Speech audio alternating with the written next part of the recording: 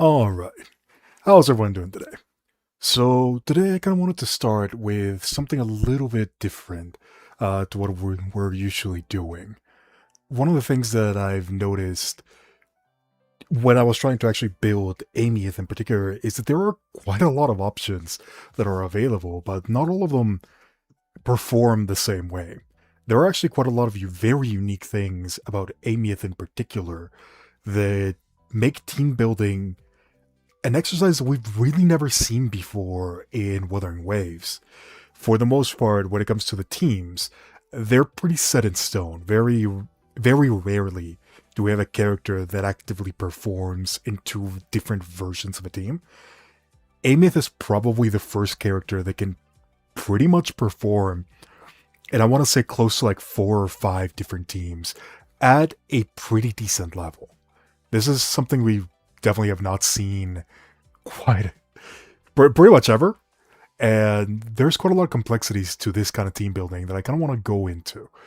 I've been trying to make a proper video about this for quite a while now, and that's probably going to be released eventually, but I'm still kind of trying to figure out a lot of that and kind of getting all my thoughts in order. So I wanted to do this particular version more in a live stream format, just to kind of give away some ideas as well as get some help from the community if possible.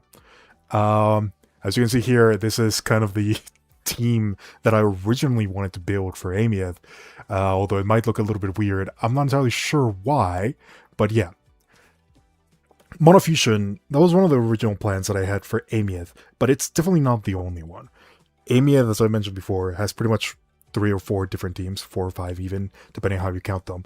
And Monofusion is actually one of the reasons why this is the case. Aemeath herself, she was very clearly meant for either a Tomb Break team or a Fusion Burst team. Fusion Burst is one of the more interesting ones, and I'm definitely going to be talking a lot of it in depth, mainly because we really don't have the full team just yet, but we can definitely expect that something will come from it. And one of the reasons why I haven't gone for either Lupa, nor am I sure if I'm going to get Linne eventually, is primarily because of this Fusion Burst team. That's kind of just the preamble, a lot of the things that I want to mention, a lot of the disclaimers. Let's actually get into why team building for Aemeath is so interesting.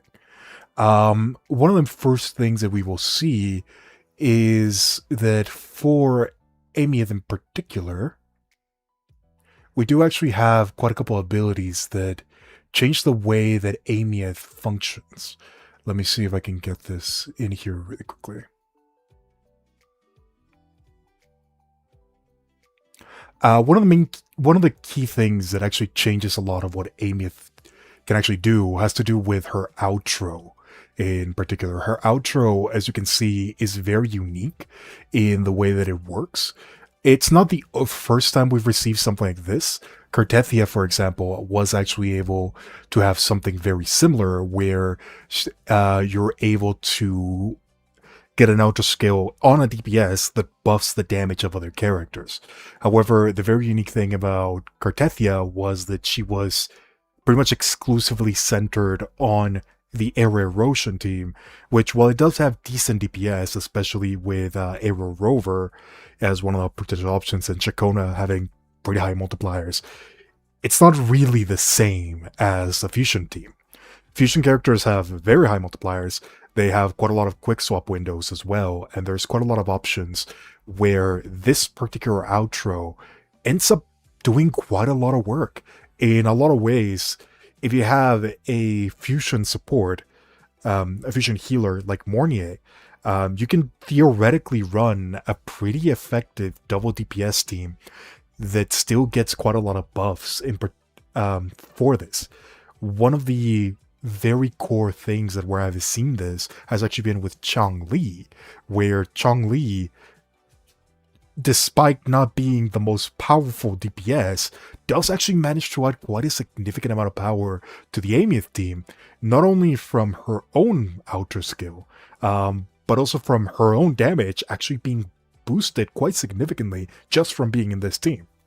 It is definitely one of the more interesting portions of it, and there are quite a lot of considerations to take along with all of this. It is not the only part of the kit that's really interesting, though, because we also have a very unique, a very unique passive buff that actually does quite a lot of work for this as well.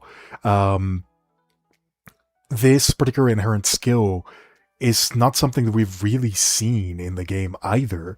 It is a pretty massive buff that the only way that you can truly access it is in the team building section. And I do think that a lot of the teams that we're going to be getting going forward, they're going to be centered on this particular buff. If you cannot fully get the buff, you will notice a pretty significant difference. So unless a potential third character that goes into an Aemeath team is providing so many buffs that they can ignore this one, anything that does not directly play into it can be considered as an inefficiency when it comes to team building. It is potentially one of the things that's going to make this particular team the best team in the game, or just something that you're going to be using pretty decently. As it stands right now, the only team that is capable of fully achieving this particular buff is the Tomb Break team. And that is actually one of the reasons why that particular team is currently the best in slot. Because it is the only one that can actually get all of this. The damage application for the ultimate is incredibly powerful. And it is definitely one of the main things that really push that team over the edge. So whenever the other potential options can eventually gain this as well, we will see quite a lot of interesting discussion that's going to happen on which team is actually the best. That is kind of one of the main things that I want to focus around in this entire section. Let's actually start going over to some of the teams that we have right here. Okay.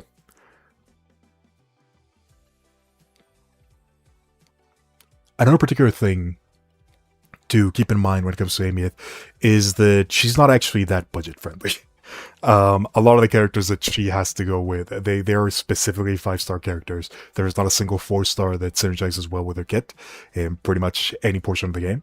That is something that Wuthering Waves has significantly lacked for a pretty long time. There is no budget option for Resonance Liberation damage. There is an option for pretty much all the other damage types. Basic attacks have Sanhua, heavy attacks have Mortefi, for example. Even Resonance Scale users have something like Buling, which can improve some of that, even if it's not the best at it. We are really lacking that for Resonance Liberation, and that is one of the reasons why team building has been pretty awkward on the free-to-play space. As since right now, my actual team that I'm using right now is this one right here that we have on screen. The Aemeath Jiangxin Mornier combo. This is not ideal, if I have to mention that, but it is still pretty competitive. Despite all of that, my Jiangxin is actually S2, which shortens the rotation quite a significant amount, and despite not being best in slot, I do manage to get about 7,000 points in Double Pawn Matrix, which is pretty impressive for a team that's not sporting their best in slot in anything. It is definitely another consideration to take into account if you do have Aemeath. A lot of the budget options are not really there. Even though you can make it work, it is probably best to try to get her premium team as soon as possible. So with that out of the way, let's actually go ahead and take a look at some of those teams, shall we? One of the main things that I do want to mention really quickly is the Tomb Break team, because the Tomb Break team is probably the one that we're going to be seeing the most out of, and it is the one that a lot of people are going to be focusing on at the beginning of the game because, well, it is the one team that actually has the full benefits of Aemeath. Right now, that team consists of Aemeath, Mornier, and Linné. Linné is an incredibly powerful buffer, especially on the Liberation front, and she is basically just made for Aemeath. That is where she lies in all of this, and you can definitely tell why. Pretty much every single part of her kit directly interacts with another part of Aemeath's kit, and because she also has a very short rotation, this has quickly risen to be the most powerful team that we currently have. It even beats Cartethia in terms of damage, although it might not beat it in terms of comfort. There are a couple things about this team that make it a bit awkward, mainly timing the tune break windows and making sure that you're able to keep the tune rupture or the tune trail active on the enemy. That is one of the main things that you do have to keep in mind quite a lot. This team relies very heavily on being able to time those tune breaks properly. Another thing that is very important when it comes to that particular timing is to also take into account just how quickly you can actually tune break an enemy. There are quite a lot of enemies that have animations that prevent them from being tune broken, and if you do not take that into account, you will see your DPS suffer quite significantly. A lot of the buffs in this particular team are directly tied to tune breaking the enemy. This is probably the best team that you can get if you have at least 2 out of 3 of the characters here, and it is definitely something to take into account. This is, by all definitions, a completely premium team, so do be wary about that. You're going to need every single one of these characters if you want to get the performance that you want.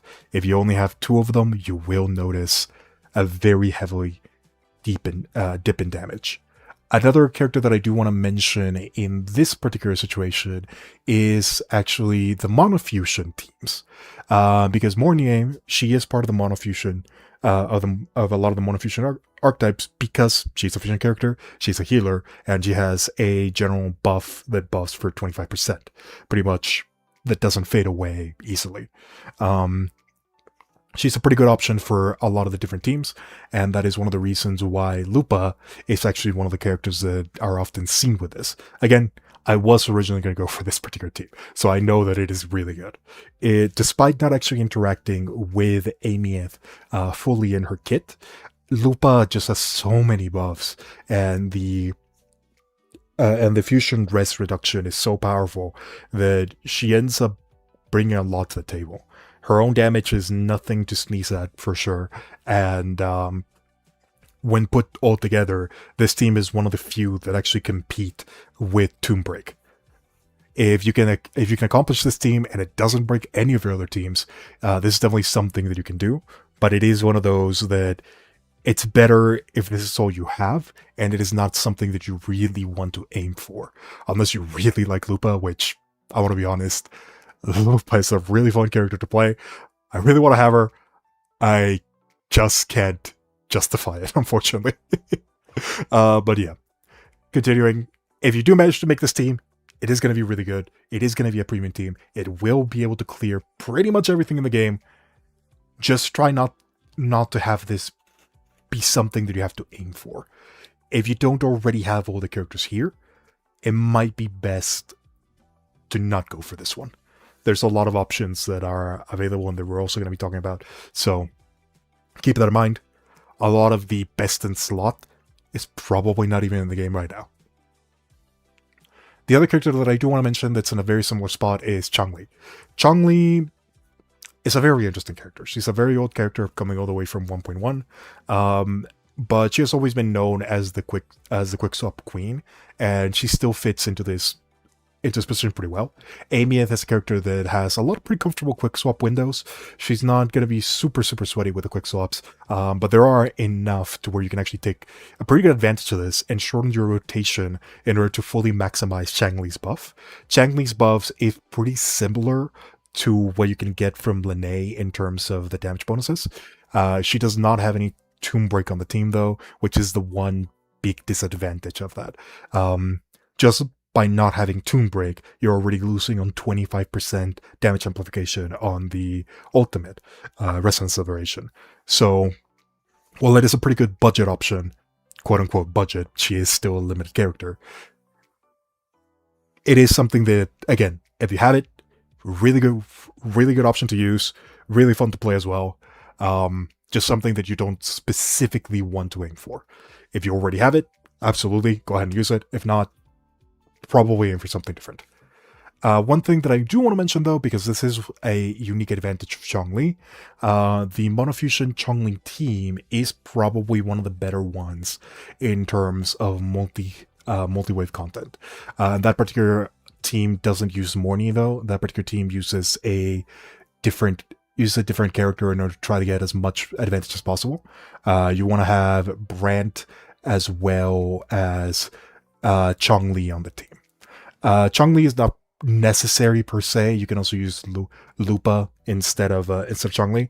You definitely want to have Brant on the team. Brant is very, very strong in any Monofusion team, and this anchor, it does significant amount of damage, especially when buffed by Aemeath and Lupa at the same time. This is definitely one of the better teams if you want to bring Aemeath into Whimpering Wastes. Again, though, it is not a team that I can recommend if you're trying to build it piece by piece. This is more of a, if you have it, use it. If you don't, it's whatever.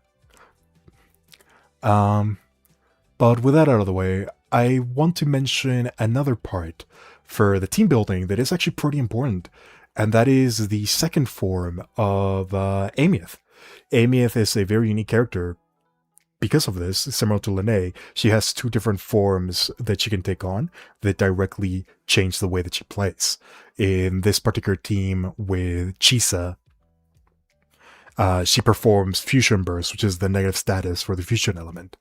And the problems that we have here are pretty apparent right now, but they're not exactly problems as they're just things that haven't been implemented. The main issue right now is that it is impossible to get Aemeath's full buff because we just don't have another character that can apply Fusion Burst. Aemeath is the only character in the game that can apply set element, and because you need two characters to apply it, this does cause quite a lot of issues. A lot of the Chisa teams that we are seeing so far, they're mainly come in the way of Chisa herself and just generally powerful buffers. Again, Chong-Li comes to mind, Lene comes to mind, and Lupa comes to mind. Out of all of this, the Lupa team is definitely one of the weirder ones because Lupa really does not want to be with characters that aren't Havoc, but because she still applies reduction towards the fusion element, this actually ends up bringing the damage of the fusion burst quite significantly, and it is enough to the point where you still get a lot of the benefits that you would normally get. Lupa still benefits quite a lot because she gives a lot of power to the Resonance Liberation. Same deal with Chong-Li. So she ends up being a pretty significant damage buff to this particular team just because she's powerful. That's kind of the point here. I don't think that this team is something that you really should aim for. Again, it is something that is usable, surprisingly. The numbers are actually pretty decent. But it's not meant to be the main team. Pretty much every single one of these characters will have a different team where they will perform better. As for another thing that was really curious, I want to bring Lene here back for a second. Believe it or not, despite Lene being an incredibly powerful character when put in Toombreak, she actually performs better in the Fusion Burst side of the team if you don't have Mornier. I know that's really weird to think about, but the way that the team ends up working, you do get more benefits from Aemeath doing Fusion Burst than you do from Aemeath doing a poor version of Toombreak. A lot of this has to do with Chisa herself being able to enable the reduction in defense. That ends up being a very powerful buff that when multiplied by Lene's abilities, ends up generating a little bit more damage than what you would normally see. Another big benefit of this is that the buff that Aemeath gets from her inherent skill when she's in Fusion Burst is a little bit more permanent than the one that you get in Toombreak. In Toombreak, one of the main issues is that you constantly have to be Toombreaking the enemy in order to refresh the buff as much as possible. The buff does not stay for a very long time, and if you do not have the characters to enable this, aka Mornier, the buff off time is really poor. This is actually the reason why this particular team edges out the other one. Even though the other one will give you bigger numbers, this one will give you more consistent damage. And at the end of the day, that is kind of what you want. So yeah, that's it. That is one of the things that I wanted to mention when it came to the Chisa teams. There is just a lot of options that are available here, and it's honestly really easy to see why people are struggling when it comes to building Aemeath. There is just a lot of options. There's just very difficult to get information, a lot of rotations that we have to go through, and a lot of different variants that we have to take into account. That is one of the things that I do want to mention now, because this is the struggle that I'm having. Just what kind of team should one build for Aemeath? If you only have Aemeath, what is the best option? And this is the part where, after thinking about it too much, the only thing that I can say is it will depend on your account. And it really will, which is the sad part. If you are free to play, you definitely do not want to end in a situation like this, where you only have one portion of the team and the other one you are isolating with something extra. This is kind of the situation that I'm currently in, and it is kind of what you want to avoid as a free-to-play player. If you only have Aemeath, you want to fill her team somehow. And the best way that I have found for that is looking into the future. If we take into account for free-to-play exclusively, the only real option that I see is to wait for a potential Fusion Burst support. And here I'm going to use a reference image. But if we assume that we're eventually going to be getting a Fusion Burst support, Fusion Burst may actually end up becoming the best option for free-to-play and budget team builders, because you can fully get the buff, the main buff, the big 25% amplification bonus, just from 2 characters. That by itself allows us to pretty much use whichever support we want, whether it be a Mornier, whether it be a Chisa, whether it be Brand, for example. Any form of sustain we can use in this particular team and still get a lot of benefits from it. Another thing that I do want to mention, because I think this is going to be one of the more interesting teams whenever we do receive this potential Fusion Burst support, is actually the other character that we have seen in Lupa. I actually believe that whenever we get this might end up being the best team for Aemeath. Believe it or not, a sustainless composition that runs Lupa, the Fusion Burst support that we get, and Aemeath herself. I can't say with certainty that this will be the best, but just from regular numbers and comparing to what we have already, this does kind of seem to be the case. And the main reason why I've been so hesitant in pulling for any other characters is just because we don't know what's really coming into the future. And I don't know. It is a very unique team building exercise that we're having right now. There's just a lot of options. For me in particular, I think I have decided, as you've probably guessed, that the main team that I am going to be bringing will be this one right here, the Aemeath Monofusion. I think I am probably going to drop Mornier for this particular team, and I will be waiting for the Fusion Burst support to arrive, because I do feel like that eventual Fusion Burst support that we're going to be getting will probably push this team a lot higher than what we see from Doombreak. It is sustainless, which is not that comfortable, but you can always just slot in something like Chisa, for example, and you'll probably be just fine as well. There's just a lot of options with Fusion Burst that we just can't really see right now, primarily because of this, because we don't know what the Fusion Burst character is going to look like. Is it going to be similar to Chekona? Is it going to be similar to Phoebe? We don't know. But there are a lot of options, and that's why I'm pretty high on this one. I think Fusion Burst has the biggest potential for all of Aemeath, and it's the one that I'm more curious about. We've already seen the ceiling of Doombreak, we've already seen a lot of the floor being pretty high in Monofusion. I want to see what Fusion Burst brings to the table. So for me in particular, my takeaways from all of this have been this so far. If you only have Aemeath, wait for the Fusion Burst character.